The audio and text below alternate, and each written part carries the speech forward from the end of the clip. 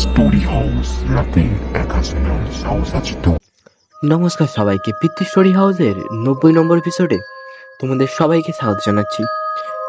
তো আজকেরও তোমাদের জন্য খুঁজে খুঁজে একটা সত্যি করে ভৌতিক ঘটনা নিয়ে চলে এসেছি। আশা করি তোমাদের সবার খুব পছন্দের এবং সবার খুব ভালো লাগবে এই ঘটনাটা। তো বেশি কথা না বলে আমরা গল্পের দিকে এগোবো। তার আগে যারা চ্যানেল নতুন আছো প্লিজ চ্যানেলটাকে সাবস্ক্রাইব করে বেল আইকনটা অলে সিলেক্ট করে নাও, কারণ এইরকম ঘটনা এখানে সবার আগে আসতে থাকবে। তো আর কমেন্টে নিশ্চয়ই জানাবে তোমরা গল্প কোথা থেকে শুনছো। তো চলো বন্ধুরা, ডাইরেক্ট গল্পের দিকে এগোতে যাক। 2015 সালের ঘটনা। তখন খুব ঘন ঘনই যেতাম কেরানীগঞ্জ। কোথায় কোথায় যেতাম বললেও ভুল হবে না।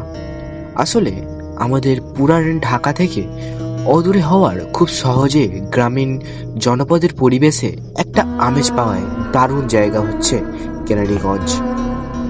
সেবার শীত আসি আসি করছে, এমন সময় 3টা বাইক নিয়ে আমরা 6 জন বেরিয়েছিলাম। আমরা রামের কান্দা পর্যন্ত চিনতাম, এরপরের জায়গার নামটা মনে নেই। মাগরিবের সময় একটা পুরনো মসজিদ দেখে থেমে গেলাম। সেখানে আবার শোর ব্যবসায়ী নাই, পাশে একটি বাড়ির উঠানে লাগানো চাপকলের পানিতে অজু করতে হয়। আমরা মসজিদের পাশে বাইক পার করে দুদল বিভক্ত হয়ে গেলাম অজু করতে। লোকজন একদম কম, আমরা 6 জন ছাড়া আরো কয়েকজন মাত্র উপস্থিত ছিল ওখানে। যাই হোক, নামাজ পর মশার জ্বালায় টিকতে না পেরে বাইরে বেরিয়ে এলাম। 2 জন ফ্রেন্ড তখনও নামাজ পড়ছে। জামাতে লোকজন ছিল না, তবে বেরিয়ে দেখি মোটামুটি ভালোই লোকজন জড়ো হয়েছে। তারা বলে বলি করছে জিন হুজুর আসছে, ওনার দোয়া নিয়ে যাই ইত্যাদি। আমরা অপেক্ষা করতে করে আরো লোকজন এসেছে। কেউ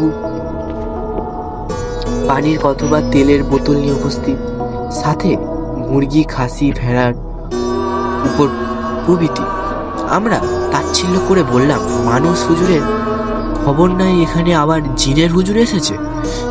একটা লোক কথা শুনে রাগ করলেন, আমাদের ঠিকানা জানলেন এবং আমাদের শাসিয়ে বললেন, নিজে না মানলে কিন্তু না জেনে অন্যের ব্যাপারে এইসব কথা বলা ঠিক না, আপনাদের টের পাবেন এটা।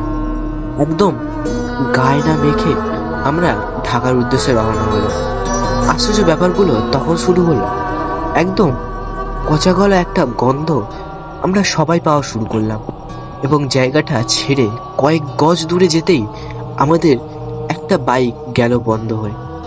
খুটখুটে অন্ধকার, উপজেলা হওয়ায় সড়ক বাতি নাই অথবা জল ছিল না। আমাদের বাকি 2টা বাইক দিয়ে সেটাকে গার্ড দিয়ে ঠেলে নিয়ে যাচ্ছিলাম। এমন গন্ধ যে বলার মতো না, মাস্ক ভেদ করে গন্ধ আসছিল। একটু দূরে গিয়ে আরেকটা বাইক বন্ধ হয়ে গেল, এরপর তৃতীয়টাও গেল বন্ধ হয়ে। উপায় নাই, আজব কাণ্ড। প্রতিটা বাইক বলতে গেলেই নতুন চকচকে, একটা জাস্ট পুরনো ভ্যাসরা, তবু এটাও টিপটপ কন্ডিশন করা। আমরা কি অসহায় পড়েছি বলে বোঝাতে পারবো না। ডাকাত না, এখন যদি স্থানীয় বাচ্চাদের দল আমাদের কাছ থেকে চাইলেই নিয়ে যেতে পারত। মেন রোডে গাড়িগুলো আমাদের 3টা অকেজো বাইক দেখেও না দেখার ভান করে চলে যাচ্ছিল, আর গন্ধটা কিন্তু বেশ বেড়েই চলেছিল। আমাদের সবার সন্দেহ সেই হুজুরের লোকজন হয়তো আমাদের বাইকে কোনো কারসাজি করেছে, কিন্তু আমাদের সাথে বাদানুবাদ হওয়ার আগে পর্যন্ত আমরা বাইকের সামনেই ছিলাম। কোনো সমস্যা ধরা পড়ল না ভাই, অনেক হচ্ছে না।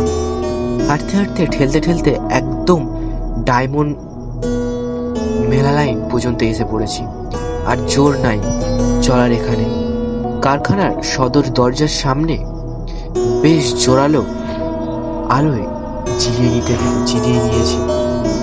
হঠাৎ সবচেয়ে আগে বন্ধ হওয়া বাইকে সহজেই অন হলো, এরপর সিরিয়াল ধরে বাকি 2টাও ঠিক হয়ে গেল। আমরা অবাক হয়ে দ্রুত ঢাকার দিকে ফিরতে শুরু করলাম, যেখানে কিন্তু গন্ধ ছিল না। একদমে আমরা বংশাল এসে পৌঁছে গেলাম, কিন্তু সেদিনের ঘটনা ব্যাখ্যা পেলাম না আজও। তো বন্ধুরা, আজকে গল্পটা সত্যি একটা জটিল ঘটনা। এটা কি করে সম্ভব? আশা করি তোমাদের ভালো লেগে থাকবে। যদি ভালো লেগে থাকে ভিডিওটা লাইক করে তোমার বন্ধুদের শেয়ার করতে পারো। তো আমরা আবারও ফিরে আসবো নতুন কোনো ভৌতিক গল্প নিয়ে।